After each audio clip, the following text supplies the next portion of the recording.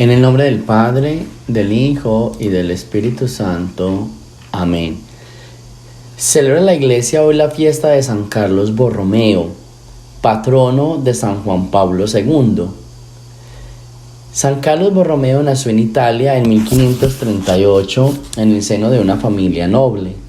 Su tío fue el Papa Pío IV, quien lo hizo ocupar altos cargos eclesiásticos, llegando a ser arzobispo de Milán y cardinal. Participó en la organización y desarrollo del Concilio de Trento, haciendo una importante contribución desde la Secretaría de Estado. Como funcionario de Estado se preocupó mucho por la formación de los sacerdotes, destituyó a muchos presbíteros indignos y lo reemplazó por personas que cumplían con las condiciones de honorabilidad y fidelidad a la Iglesia. Cosechó frutos para el bien de la Iglesia, también se hizo de muchos enemigos. En alguna oportunidad su vida corrió grave peligro cuando un grupo de miembros de la orden de los Umiliati, poseedora de monasterios, tierras y otras propiedades, intentaron desprestigiarlo ante el Papa.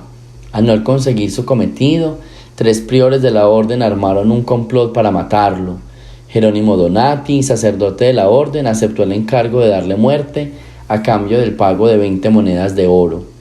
Llegó a dispararle a Borromeo mientras rezaba en la capilla de su casa, pero la bala no llegó a darle.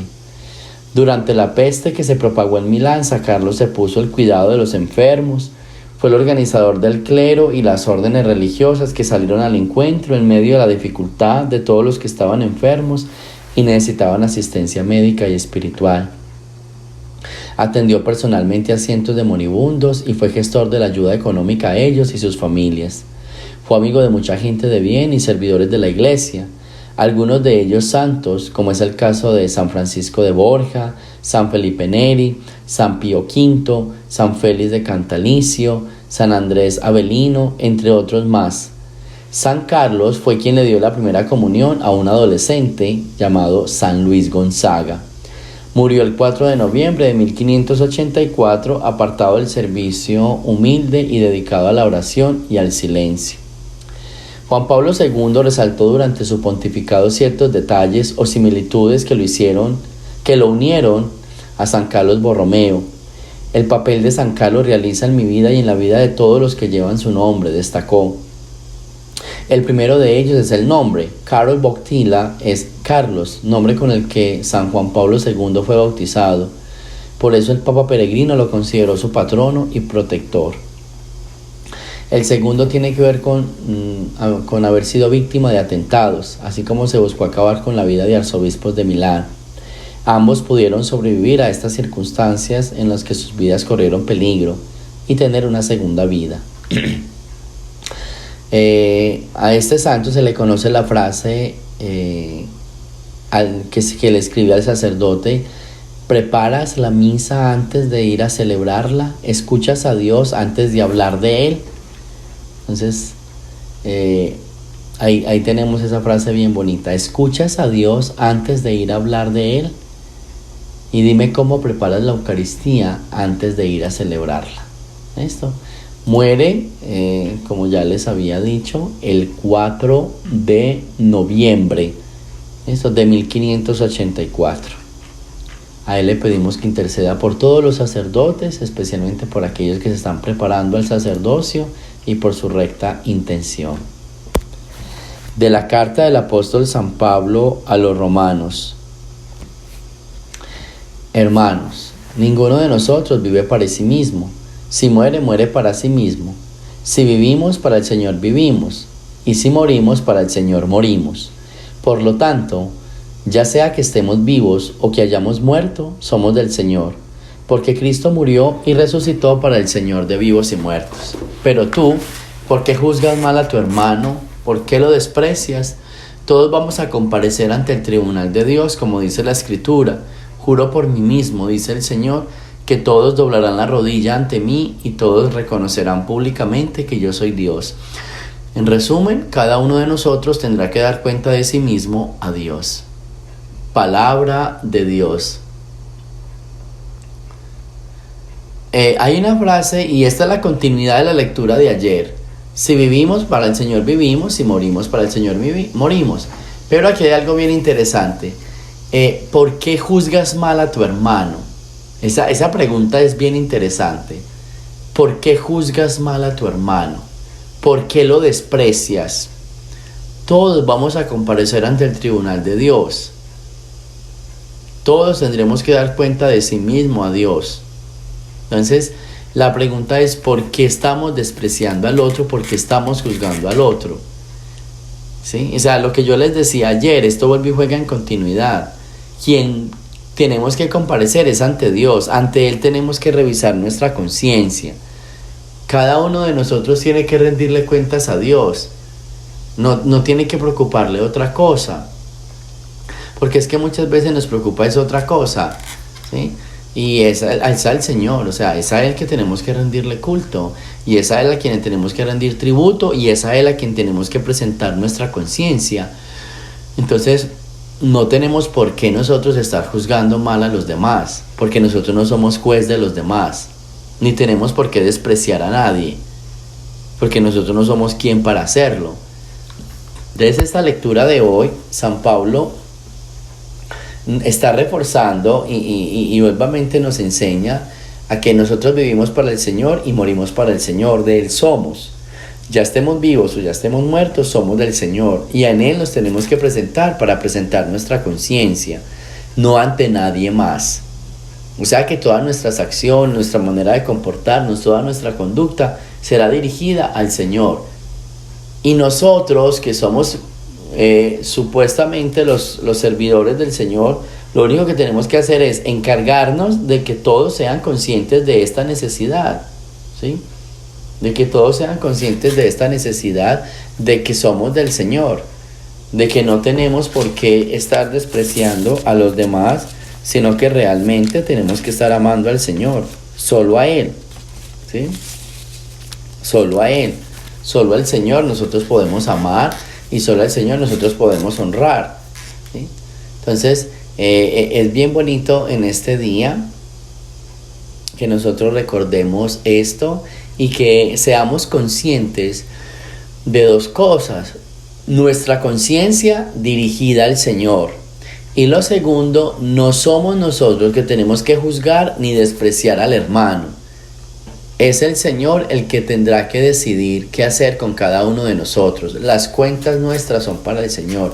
Nuestro deber es despertar conciencia. A mí me gusta mucho esa frase, ¿sí? Despertar conciencia. ¿Listo? Esta frase es muy bonita. ¿Listo? Tenemos que ir despertando conciencia todos los días. ¿Listo? Despertar conciencia significa que los demás entiendan que nosotros tenemos que comparecer ante Dios, que los demás entiendan que nosotros tenemos que hacer actos buenos, tenemos que comportarnos bien y que después tenemos que rendirle cuentas al Señor. ¿Listo? Entonces ahí está pues. Vamos a leer entonces el Evangelio. Del Santo Evangelio según San Lucas. En aquel tiempo se acercaban a Jesús los publicanos y los pecadores a escucharlo, por lo cual los fariseos y los escribas murmuraban entre sí: Este recibe a los pecadores y come con ellos. Jesús les dijo esta parábola: ¿Quién de ustedes, si tiene 100 ovejas y se le pierde una, no deja las 99 en el campo y se va en busca de la que se le perdió hasta encontrarla? Y una vez que la encuentra, la carga sobre sus hombros, llenos de alegría, y al llegar a su casa reúne a los amigos y vecinos y les dice: Alégrense conmigo, pues ya encontré la oveja que se me había perdido. Yo les aseguro que también en el cielo habrá más alegría por un pecador que se arrepiente que por 99 justos que no necesitan arrepentirse. ¿Y qué mujer hay que, si tiene 10 monedas de plata y pierde una, no enciende luego una lámpara y barre la casa y la busca con cuidado hasta encontrarla? Y cuando la encuentra, reúne a sus amigas y vecinas y les dice: Alégrense conmigo, porque ya encontré la moneda que se me había perdido. Yo les aseguro que así también se alegran los ángeles de Dios por un solo pecador que se arrepiente. Palabra del Señor. Estas dos parábolas tan bonitas, tan llenas de misericordia, ¿sí? Hacen parte de la parábola de la misericordia. Nos está contando precisamente el actuar de Dios y el sentir de Dios, ¿sí? Porque es que se le arriman dos tipos de personas, ¿cierto? Se le arriman los publicanos y los pecadores, ¿ok? Publicanos y pecadores. ¿Eso qué quiere decir? De que posiblemente estas son personas que para el público, para los demás, son pecadores públicos, son malos. Y entonces se arriman a hablar con Jesús. Y los demás, los fariseos y los escribas, empiezan a murmurar. Este recibe a pecadores y come con ellos.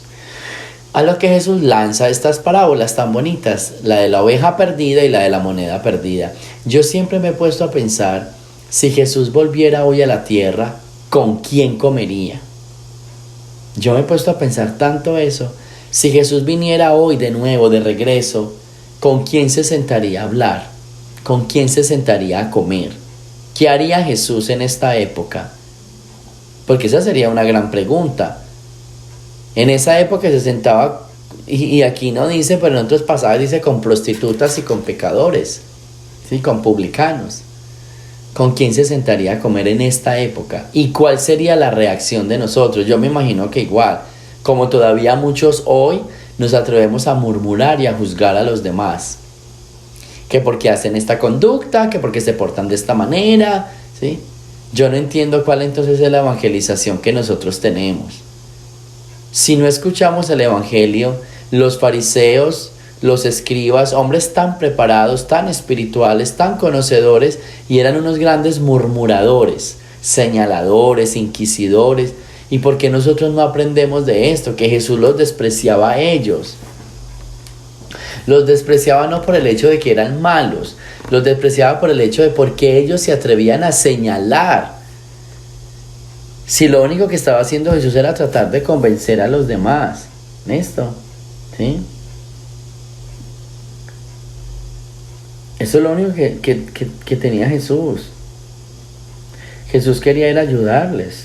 ¿Esto? Jesús quería era como darles una mano, iluminarlos. ¿Sí? Eso es lo único que él quería. Y a veces los fariseos siempre estaban ahí para criticarlo. Entonces, aquí viene la pregunta, o aquí viene la meditación. Hay más alegría en el cielo con un pecador que se arrepiente. ¿Cuál es nuestra misión? Yo no sé cuándo vamos a entender que nuestra misión es esa: ayudar, consolar, corregir, no criticar, no señalar. Una vez más está en este evangelio, y este es uno de los evangelios que marcan más esa misericordia. Los demás murmuraban contra Jesús, los demás acusaban a Jesús. ¿Pero por qué? Si lo único que él está haciendo es tratando de dar una mano a quien que lo necesita. ¿Y cuántas personas hoy actúan mal y los demás, en vez de ayudar, los señalamos, los condenamos, los juzgamos? Además, nosotros decimos que está actuando mal. ¿Qué va a saber uno si está actuando mal? Puede que esté actuando bien o puede que no sea tan mal. Más mal estoy actuando yo, que estoy murmurando. Más mal estoy actuando yo, que estoy señalando, que estoy juzgando. ¿Eso no les parece malo? A mí me parece muy charra la gente que murmura contra los demás porque se portan mal. Y usted que está murmurando, eso no es una conducta mala. O eso sí está bien hecho. O sea, sí se puede juzgar. Mire, qué chévere. Entonces, qué bonito hoy con el evangelio estas partes. Y esto es para todos. Todos. Lo único que necesitamos es arrepentirnos. Eso es lo único que necesitamos.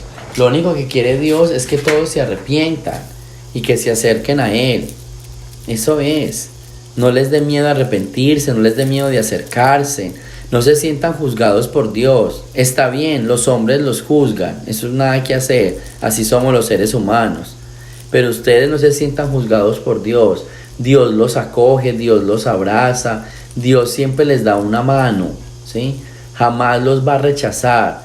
Lo único que les está invitando es arrepiéntanse, ¿sí? Arrepiéntanse, ¿para qué? para que puedan entrar en el paraíso, para que puedan gozar de las bondades de Dios. Eso es lo único que les está pidiendo el Señor. Eso es lo único que quiere Dios con cada uno de ustedes. Un buen arrepentimiento. Y a los demás, no juzguemos, no critiquemos. Vamos mejor a buscar esas ovejas perdidas, esas personas que quizás por ignorancia están actuando mal. Y cuando alguien haga algo malo, no nos burlemos de él, no lo critiquemos, cerremos esa boca. Yo no sé qué vicio tan feo de estar abriendo la boca para juzgar al hermano, para señalarlo. Si no lo vamos a ayudar, entonces quedémonos callados. Si lo vamos a apoyar, entonces le decimos, hermano, trata de mejorar en esto. No le podemos decir, hermano, esto no se hace, o porque estás haciendo de esta manera, porque te estás comportando de esta manera. No es más fácil decirle eso, salir al encuentro, ayudarle, iluminarle. Si es que nosotros vemos que está actuando mal, pues salimos a enseñarle. O si no, ¿para qué estamos? ¿Estamos para ayudar o no? Eso es lo que tenemos que hacer. Entonces, pidámosle pues al Señor, ¿sí?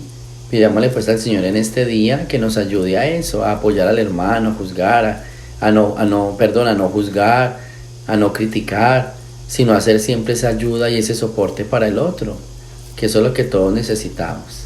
¿Ok? Gloria al Padre, al Hijo y al Espíritu Santo, como era en el principio, ahora y siempre, por los siglos de los siglos. Amén. Les recuerdo entonces este sábado el encuentro de parejas por Oxi Espiritual a las 8:30 de la noche. Y también la próxima semana el retiro de Oxi Espiritual.